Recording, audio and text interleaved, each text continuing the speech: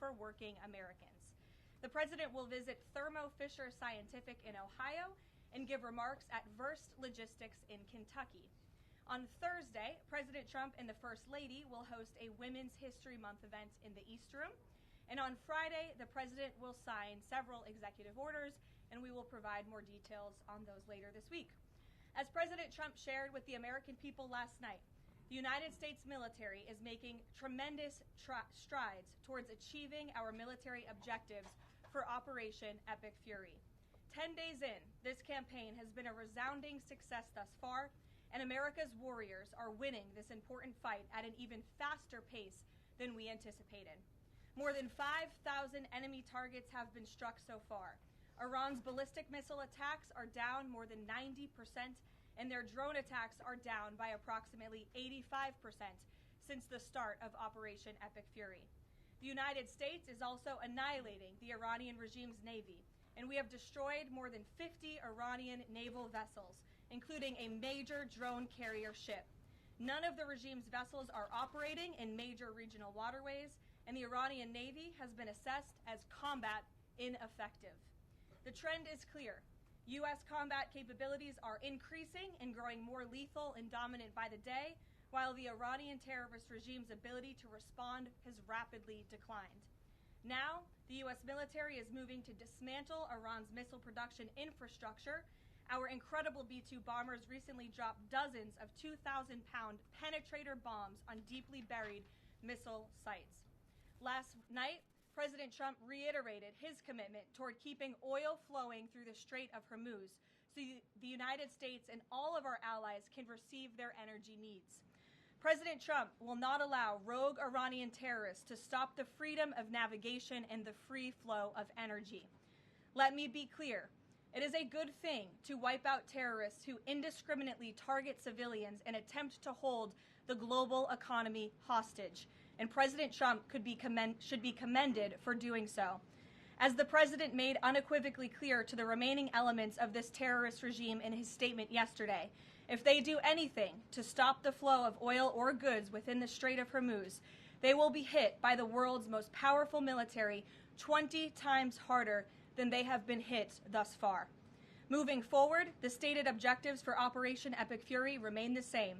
Destroy the terrorist regime's ballistic missiles, raise their Iranian missile industry to the ground, ensure their terrorist proxies can no longer destabilize the region, and ensure that Iran never obtains a nuclear weapon. President Trump remains confident these goals will be accomplished in swift fashion. As for the oil, President Trump fully expected the rogue Iranian regime to try and disrupt the global markets. That's why President Trump and his energy team have been planning for this long before the strike and have moved quickly to address these temporary disruptions. Thus far, the Trump administration has offered political risk insurance to tankers operating in the Gulf. The Treasury temporarily waived certain oil-related sanctions, and the Commander-in-Chief has offered the U.S. Navy to escort tankers when necessary. The president and his energy team are closely watching the markets, speaking with industry leaders, and the U.S. military is drawing up additional options following the president's directive to continue keeping the Strait of Hormuz open. I will not broadcast what those options look like, but just know the president is not afraid to use them. Rest assured to the American people, the recent increase in oil and gas prices is temporary, and this operation will result in lower gas prices in the long term. Once the national security objectives of Operation Epic Fury are fully achieved, Americans will see oil and gas prices drop rapidly, potentially even lower than they were prior to the start of the operation. And we will live in a world where Iran can no longer threaten the United States or our allies with a nuclear bomb. On another matter here at home, President Trump is urging Congress to pass the Save America Act, one of the most critical pieces of legislation in our nation's history. The Save America Act is overwhelmingly popular with all Americans because each provision is rooted in common sense.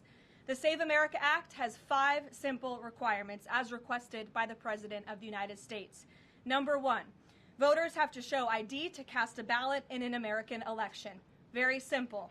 90% of Americans, including more than 80% of Democrat voters, agree with this. Number 2, The Save America Act will require all voters to show proof of citizenship in order to register to vote in American elections. Again, this is popular and rooted in common sense. Only American citizens have the right to vote in American elections. But after Joe Biden and the Democrats allowed tens of millions of illegal aliens into our country, it's more important than ever to ensure that only American citizens are registering to vote on our nation's voter rolls, and Congress needs to pass this. Number 3, the Save America Act abolishes the incredibly unsecure practice of universal mail-in ballots, which throw the door wide open for fraud.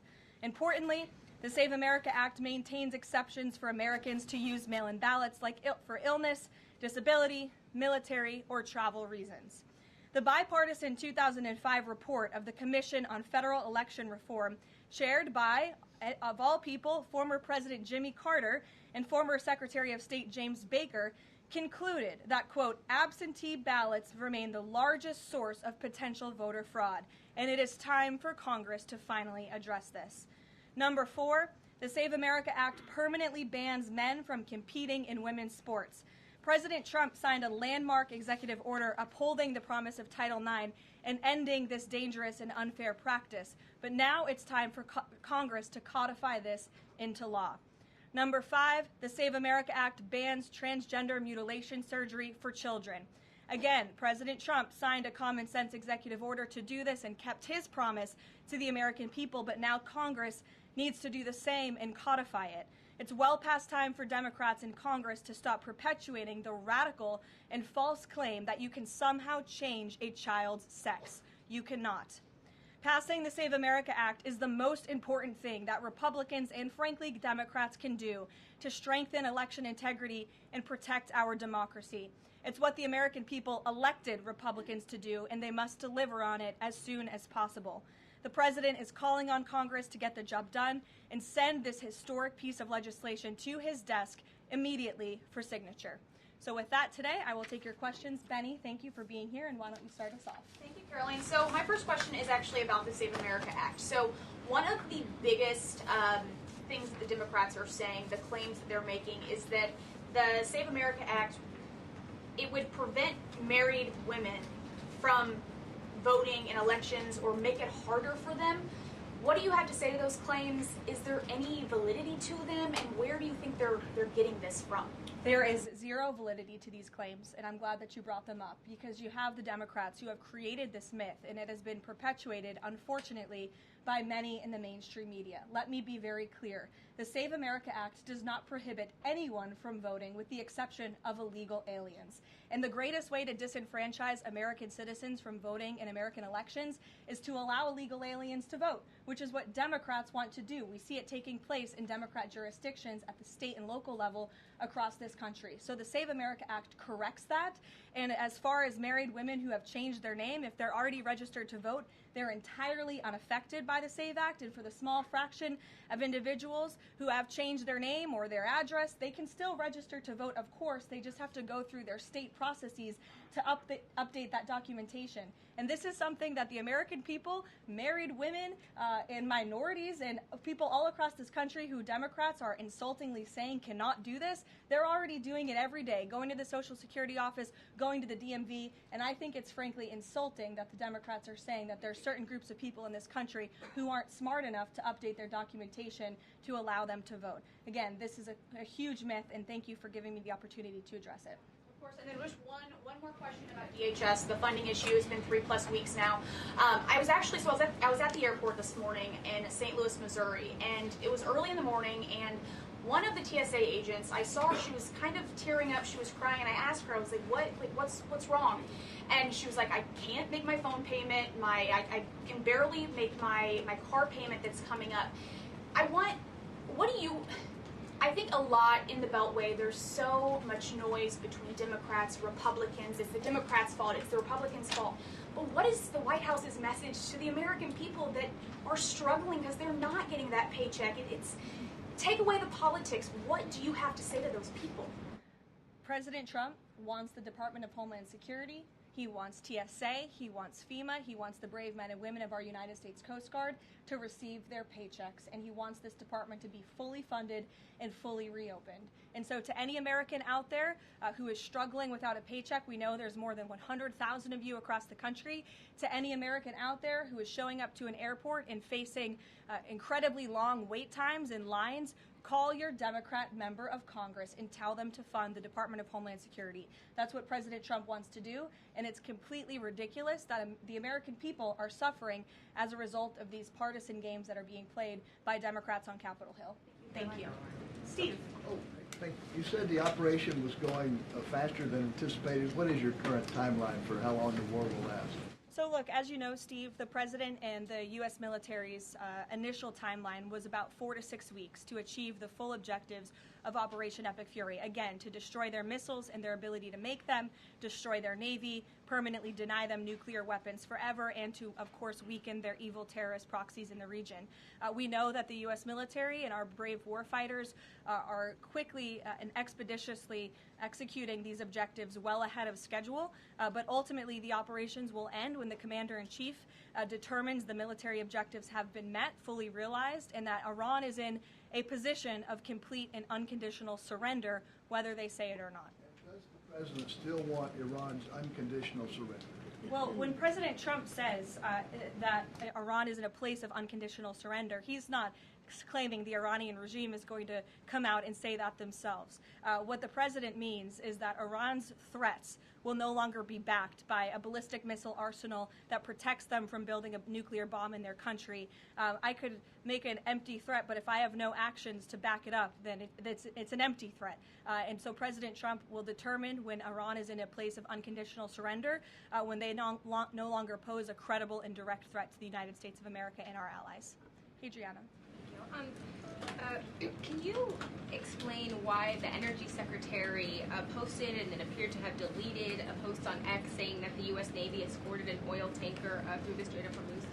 Yes, I was made aware of this post. I haven't had a chance to talk to the Energy Secretary about it directly. However, I know the post was taken down pretty quickly, and I can confirm that the U.S. Navy has not escorted a tanker or a vessel at this time, though, of course, that's an option the President has said he will absolutely utilize if and when necessary at the appropriate time. And if this was something that was posted erroneously, could it be because of a staffer?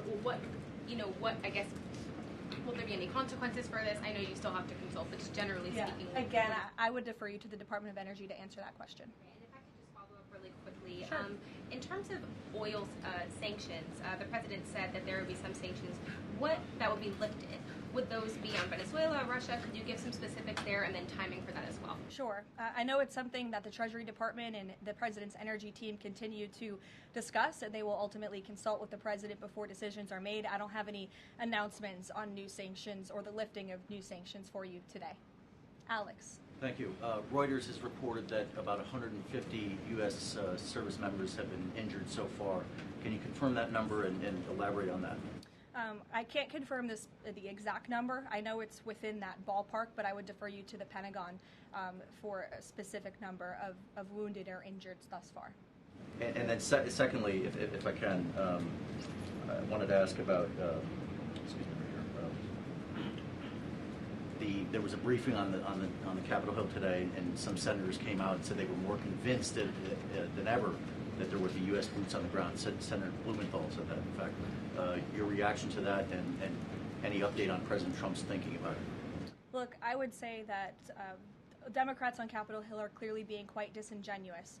3 years ago, not a single Democrat voted against the resolution condemning Iran as the world's leading state sponsor of terror. Yet now, with President Trump as commander-in-chief finally taking the action that so many Democrats have called on the commander-in-chief to do for many, many years to wipe out the threat of a rogue Iranian terrorist regime, now all of a sudden Democrats are playing politics with this long-standing bipartisan policy of the United States, and 53 of them in the House recently voted against the resolution condemning Iran as the world's state sponsor of terror.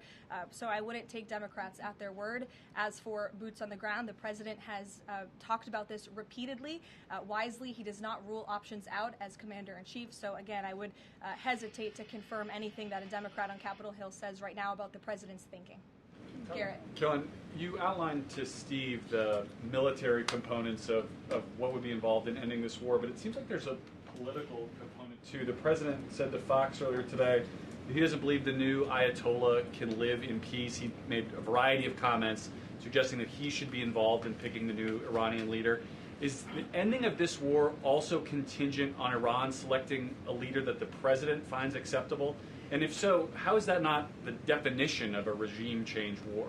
Look, as President Trump has blatantly and frankly stated, it's obviously within the best interest of the United States and the West to no longer have a radical terrorist in charge of Iran, especially as we see their reaction to Operation Epic Fury. They had their missiles turned towards our Gulf and Arab partners in the region.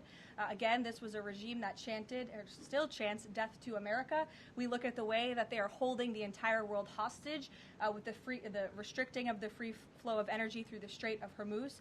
So the president, I think, is making quite an obvious comment. Again, as for the timeline of the military operations with respect to Iran, we have objectives that we have laid out that the commander-in-chief wants to see achieved. When they are achieved, then it will ultimately be up to the president to end this operation. Okay, so I think you're not exactly addressing my question, though. Is that political objective also necessary for the president to decide to end this war? Look, again, I just told you the objectives of Operation Epic Fury. When those objectives are met, the president will dictate the end of these operations when he deems that Iran no longer poses a credible threat to the United States of America. And again, it goes back to what does that unconditional surrender look like?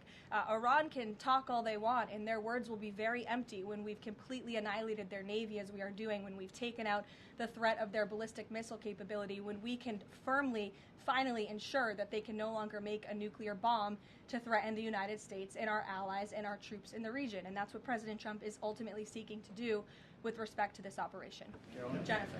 There was a shooting outside of a synagogue in Baltimore. Do you know if the president has been briefed on that, and do you have any more details on what happened? I don't, but we certainly will get you more details, Jennifer. And I don't know if the president has briefed, but I'll check on that when I get back to the Oval Office after this. Sure. Thanks, Caroline. The president said yesterday for the first time that he had to strike Iran because he believes that Iran was going to strike U.S. targets within 7 days. And then he bumped that down later to 3 days. Where is he getting that?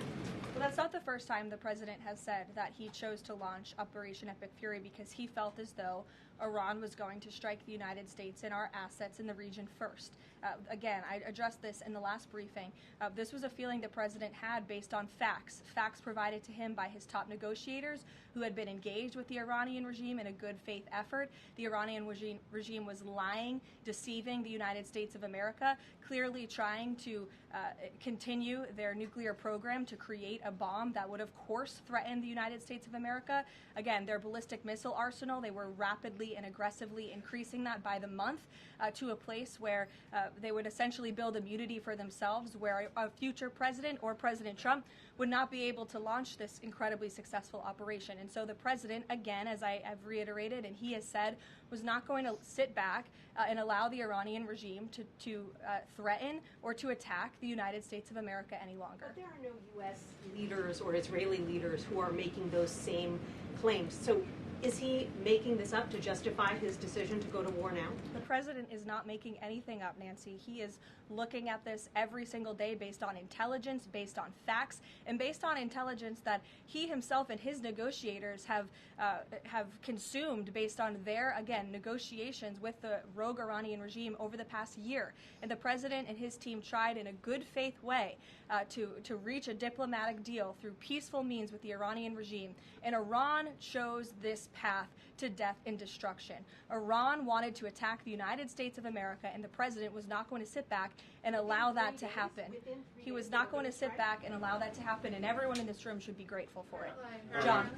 Thanks a lot, Caroline. Two questions for you. One has to do with a follow-up to your statement that you made at the beginning of the briefing regarding the Save America Act. Sure. Yesterday, the Senate Majority Leader John Thune spoke on the effort to potentially have a filibuster broken, the rules for the filibuster broken. He said the votes aren't there, one, to nuke the filibuster, and the votes aren't there for a talking filibuster. He says that's the reality. What's your reaction to what Senator Thune said?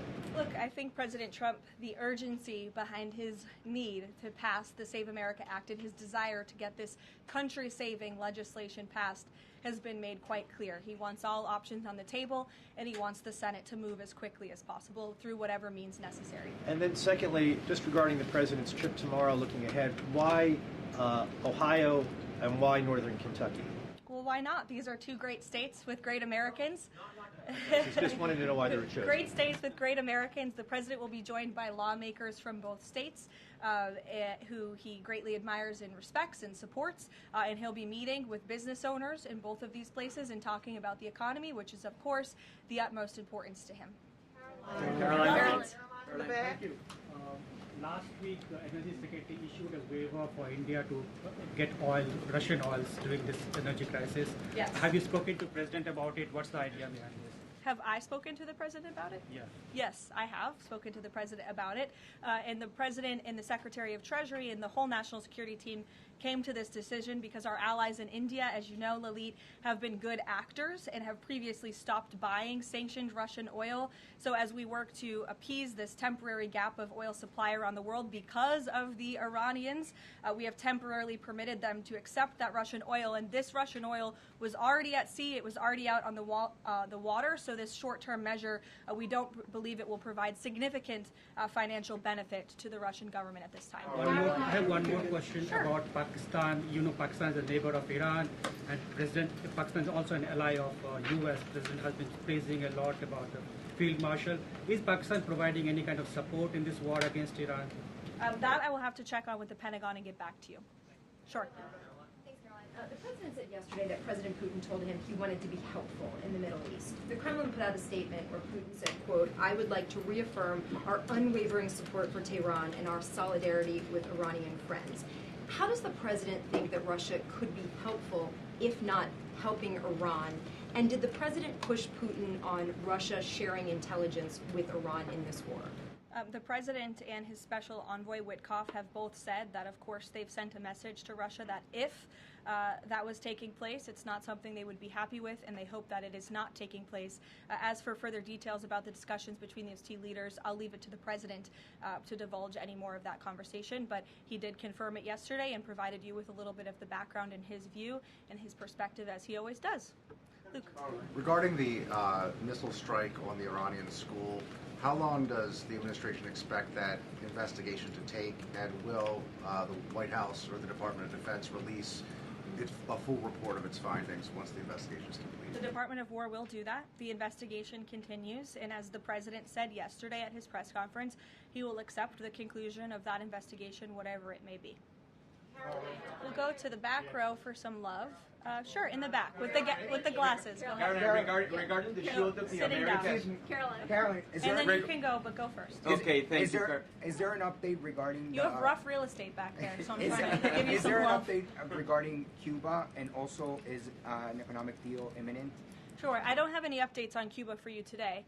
Obviously, this is something the administration is actively dealing with. The president's made it quite clear. It's his belief, based on fact, that the Cuban regime is bound to fall. The country is obviously in a very weak place, economically speaking. The people are crying out for help, and the president believes and knows that the Cuban regime wants a deal. So as you know, Secretary of State Rubio has been engaged in those conversations as directed by the president. I don't have any updates for you today, though. Thank you, Caroline. Regarding the Shield of the Americas, the initiative by President Trump this weekend, big names, a lot of countries, but some notable absences. For instance, Colombia, which is a key ally with the United States in terms of counter-narcotics. And President Gustavo Petro was here at the White House, and he met with President Trump. Why wasn't Colombia invited to the Shield of the Americas? I don't think we're seeing the level of cooperation we quite want to see yet from the Colombian government to invite them to the Shield of America's event in Pact, but we certainly hope that this newfound organization will expand and we can continue to invite additional member countries. But there was quite a few countries there. I believe there were 17 countries represented, 12 heads of state with the president over the weekend. They signed a defense agreement with all of our militaries to emphasize the need to combat drug cartels through Latin America in the Western Hemisphere, and ultimately, of course, to curb the illegal trafficking of drugs to the United States, which is the president's utmost priority in all of this. So it was a great event on Saturday, and we look forward to the coalition expanding. Kelly in the back. Caroline, thank you. Good to see you. I want to get back to another question that was asked earlier. It talked about the political aspects, but there's also the ideological and the spiritual aspects of what Iran has said for 47 years. Death to America, death to Israel. And we've just finished talking about the fact that terror has been around the world. Iran has been the nexus of that in so many ways. Has the president stated clearly to the American people why this is such an imminent threat in order for Democrats on Capitol Hill and Republicans and the American people to understand how imminent the threat was? I think he has, Kelly. I mean, you've heard from the president on an almost daily basis over the course of the past 10 days. You've heard it from me at this podium. You've heard it from the Secretary of War, the Secretary of State, the Vice President of the United States. You know, the president's top cabinet and his officials have been repeatedly explaining to the American public the threat that Iran has posed to our country in this moment, but of course over the course of the past 47 years. And their words, again, chanting death to America, speak for themselves. Go ahead. You can follow up. Why the division within the American people? I realize that we have the people are talking about the War Powers Act. They're talking about all kinds of issues. But have people forgotten just how imminent that threat was? If they keep saying death to America and death to Israel, they mean it. Look, I don't think the American people have forgotten, but I think Democrats on Capitol Hill, they have not forgotten, but they are just so plagued with this resistance to President Trump on everything that they do that, again, they can't even rally behind the common sense, bipartisan, long-standing principle of the United States of America that Iran absolutely poses a threat to the United States, that Iran is the world's leading state sponsor of terrorism. And I think that's reflected, again, in their voting pattern. In 2023, every single member of the House of Representatives, with the exception of one, I believe the final vote was 412 to 1 in 2023 for a resolution condemning Iran as the world's state leading sponsor of terror. And now in this year, under this president, in 2026, 53 Democrats voted against that exact same resolution with the exact same language. I don't think that's a change in the threat that Iran has posed to the United States. I think it's a change in the Democrat Party's thinking and their vicious hatred for President Trump. Danny? Sure. National threat level, following on Kelly, what's the national threat level right now because of this death to America, death to Israel issue? I believe the Department of Homeland Security and the FBI have repeatedly and continuously provided updates on the threat level to the homeland. I don't want to speak on it out of turn from up here, but of course the federal government is continuing to coordinate and partner with local law enforcement agencies across the ground to thwart potential threats to the homeland. This is something the administration obviously takes very seriously. We are thwarting threats that, frankly, most Americans don't know about because they never make headlines, but that's the great work that the Department of Homeland Security is doing, and it emphasizes and underscores the point of why Democrats need to fund and reopen fully the Department of Homeland Security right now. Danny.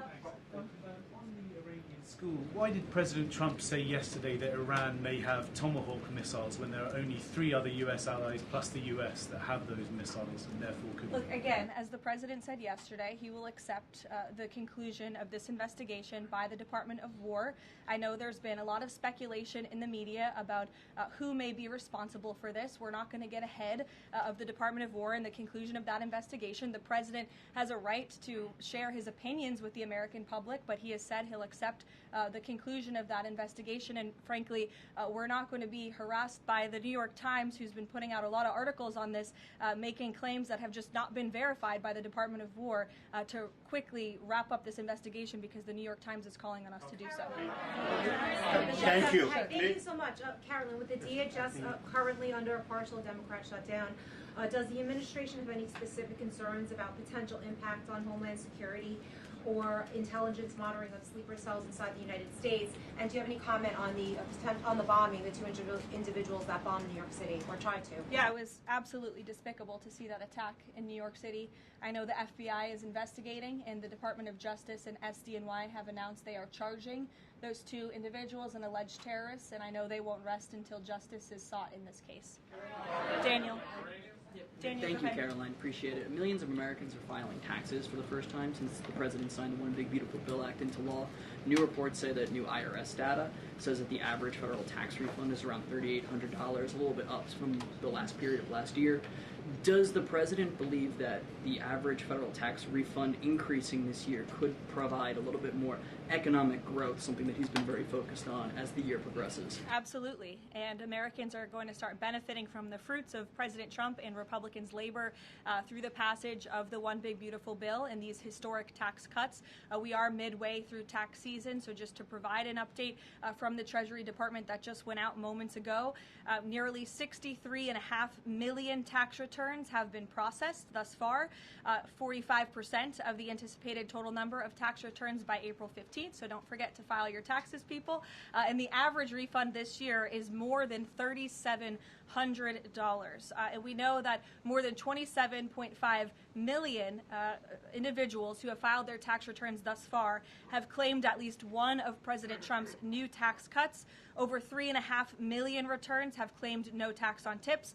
Over 15.5 million returns have claimed no tax on overtime. Over 9.2 million returns have claimed the enhanced deduction for seniors. And over 690,000 returns have claimed no tax on car loan interest. And another amazing statistic, nearly 3.5 million Trump accounts have been opened for children in our country thus far. So we look forward to, I know the Treasury Department continues to look forward to seeing these checks go out the door and into the pockets of hardworking Americans, and the president will be meeting with them himself tomorrow on the road in both Ohio and Kentucky, and we look forward to seeing you all there. Thank you, guys. Thank you, Caroline.